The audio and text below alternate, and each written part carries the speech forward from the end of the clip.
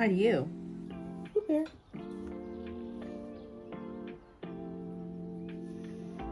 There you go. Blue tax has been paid.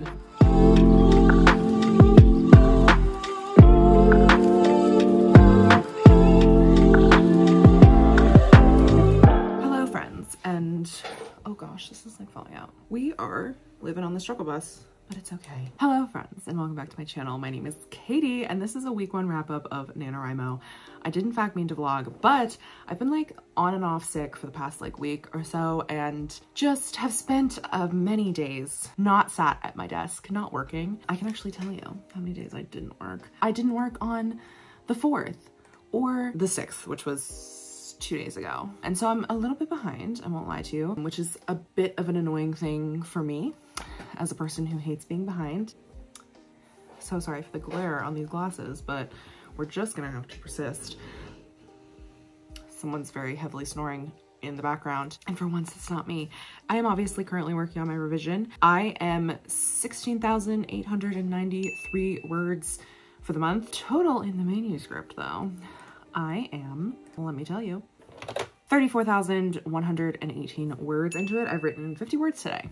Well done, and it's 10 a.m. We just started the trouble stream, which is, you know, the perfect time to do a vlog update. We are in a sprint, so, but when it comes to revision, I am having a little bit of a struggle in the fact that there are things that I should have hammered out well before I started writing, but you know, we're on a tight? No. We are on a tight deadline for this novel. Am I allergic to vlogging? Because every time I start vlogging, I swear to God, I sneeze. Because this happened in the last vlog too. Is it you I'm allergic to? It might be. The revision is going fine. It's just, again, there are certain things that I should have nailed down well earlier than this. So I'm gonna have to go back and like kind of weave in things. I still have a full chapter to write because your girl is struggling with that. It's new words for this book. It's a new thing. I might try to work on that during the sprint, but also part of me just kind of wants to catch up to where I am and maybe go a little bit over today so that tomorrow I can dedicate the whole day to writing this new chapter that I need to write, which is going to be interesting. I just, once again, am worried about the beginning, but we're not worried about the beginning today because we need to get a move on with actually writing the rest of the words. I have given myself 95,000 words to write this book. I do think that'll be fine. It's hard to tell because there are obviously flashback stuff that's not getting included in this new version of it, which is, you know, fine. So I do have 62,882 words left to write in the like actual draft to get the rest of the draft rewritten, as well as some things towards the end that obviously need to be rewritten as well. But this middle section should theoretically be fine. I'm also trying to figure out, there's just so many things that I'm trying to figure out that I'm juggling at the moment, which is like kind of low-key annoying, but it is the, you know, the nature of revising, and it's trying to figure out the timeline. So in the original draft, I did put a tournament that is not in August or end of July. The tournament itself is Miami, the Miami Open, which in the normal calendar takes place in March instead of August, because if you know anything about Miami, it's fucking hot in the summer. There's a whole plot line with like passing out and heat stroke that I didn't end up putting in the original, but one of the other players is from the South. Remy is actually originally from Louisiana, but lives in Florida for tax reasons, obviously, and is having a like Miami party on a boat, and that is where one of the like pivotal scenes happens. And so anyway, there's that portion of the book that like something very pivotal happens there, and then there's something before that that is also very pivotal that happens in Miami but doesn't necessarily have to happen in Miami, but like having everything conglomerate in Miami is like the point, because Miami is way cooler objectively than like Toronto or Montreal, which is the actual tournament that is in the slot where I put Miami. Anyway, I don't know if any of this fucking makes sense.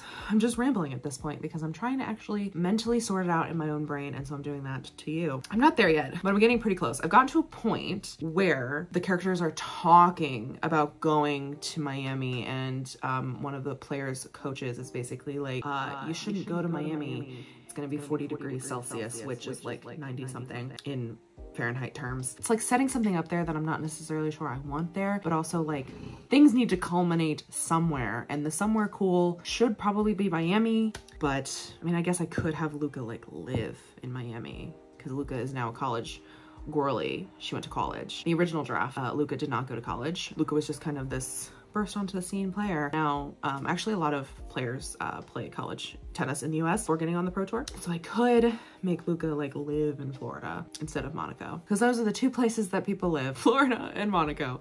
And most of the time it's Monaco because taxes. I have to figure that stuff out. I am going back though. One thing that I wanted to include, so I actually wrote this after I finished several of the drafts of Cruel Summer, is that in my universe, obviously I have these fake tennis players, fictional tennis players. And so there's hardly any reference to real tennis players who exist. There is a very, very, very, very tiny reference to a current player that I just find hilarious and I'm not taking out. You can pry that reference from my cold dead hands, but it's so minor, so tiny. However, I wanted to create more of like this historical, like tennis legacy kind of vibe going on. And so I created, after I finished like the third draft maybe of Cruel Summer, the Fierce Four, the 4 greatest tennis players of all time in my universe, which are mirrored a little bit off of the big 4 from current tennis times, which if you don't know anything about tennis, basically for the last 20 years, all of the Grand Slams, which are the biggest tournaments you can win, have been won by like 4 people. It's really only 3. Anyway, in my universe, it's 4 girlies instead of 3 boilies. And they had their main dominance back in the 90s. And there is some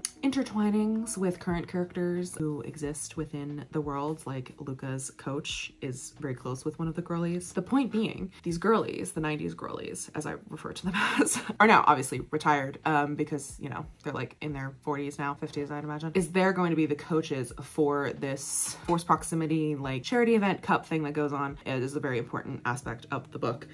Anyway, so much of this is just fucking rambling. I'm so sorry if you don't know anything about my book and you're just like, what is going on? Girl, explain. So I have these historical tennis players that I'm now weaving into the book. And so I have to like kind of go, I've decided to add them basically. And so now I have to go back to where they originally would have been like mentioned. I like purposely did not write that portion because I was like, what am I doing here?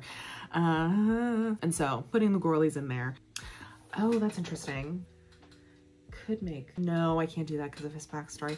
Sorry, I just had like a random thought about another character who was originally in the book and then is now really not in the book, but he should be in the book and I'm not sure where to put him in the book because he's very important in the next book. The ripple effects of revising are annoying. This is the TLDR of all of this nonsense rambling that I have been going on for 10 minutes. Anyway, TLDR or TLDW is that my NaNoWriMo is fucking chaotic. I'm having a lot of chaos at the moment. I'm having a lot of thoughts and thinkings. And I just, once again, as I continue to like rewrite this, first of all, I had this thought the other day, is that it feels like I'm writing fan fiction for my own story, even though it's like literally very much rewriting to be what it like it's the same book basically. Cannot emphasize that enough, that this is very much the same book, but it feels sometimes like fan fiction. So I'm like, I'm just writing like a gender bent AU of my own book, which is, you know, basically what I'm doing, which is fine.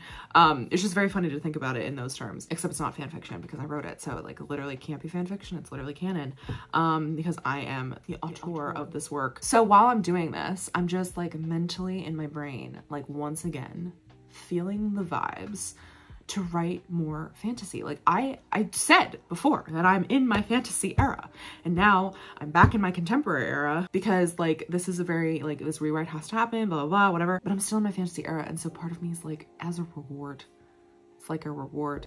It's like a reward. Do I work on some of my fantasy projects? Because I really just want to write a fantasy. I want to write a fantasy book so bad. And right now I'm reading 2 contemporary romances in an effort to get in the vibes that I need in order to, you know, write this, you know, continue to write this romance novel. And I want to write fantasy and I'm just frothing at the bit to write some fantasy, but I can't write any fantasy because especially because I found a new song that I've been listening to on repeat. It's this one, I can't remember the title of it at the moment. And I've just been obsessed with it. I'm just like, this would be the perfect like song to write a fantasy sequence to. And yet here I am unable to write said fantasy sequence because I'm decided to rewrite my contemporary romance. Not actually a problem. Anyway, I do have some vlog footage. So if you're like, Katie, what the fuck have you been doing besides just like laying around and being kind of just like sick and nauseous for the past several days? This is my week 1 NaNoWriMo update.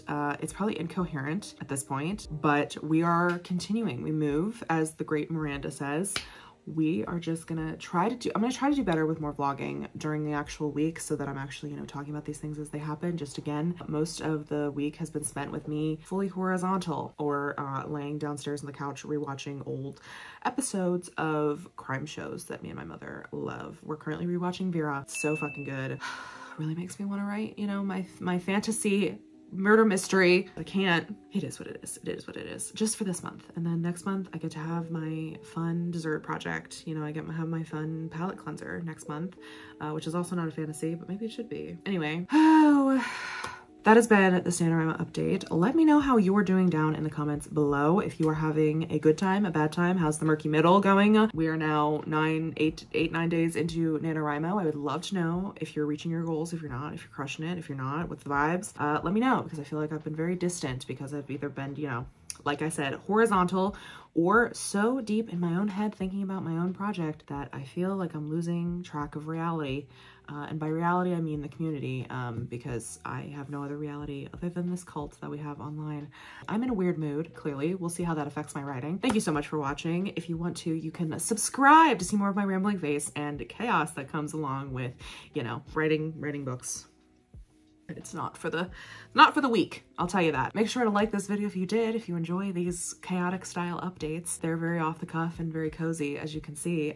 Did not put much effort into today because, you know, I got a lot of shit to do. Got a lot of shit to do and I'm like freaked out about it a little bit too, not gonna lie. Such is life. I'm gonna go now. I'll see y'all in the next one.